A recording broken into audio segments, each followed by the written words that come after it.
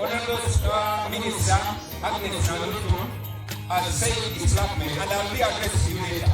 But again, since you say it's black men, come here and say that you're going to get a match. Madam Minister, now that you say it's black men, let me bring a fact to you, Right Honorable Speaker, that you yourself, you were filmed torturing a worker of Umeme. No,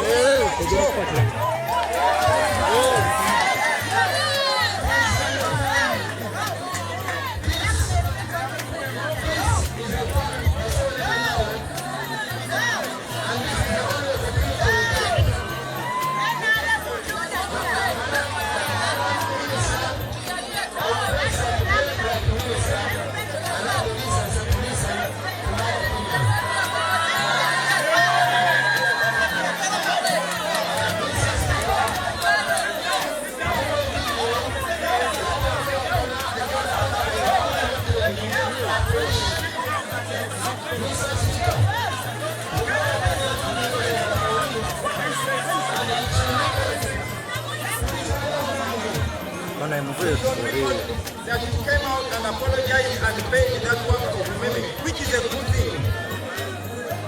But I want to request you, Right Honorable Speaker, to do the decent thing and come out and apologize to the nation for such a terrible thing that you did.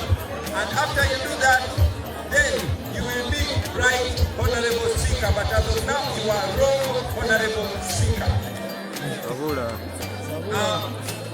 Again, I saw my sister Abade standing up to criticize. That brings me to my third point. And my third point, ladies and gentlemen, is the death of our brother Jacob Olanya. I want to use this opportunity to talk about the death of our brother Jacob Olanya. Many people have been dying suspiciously, and this government is very good at covering up.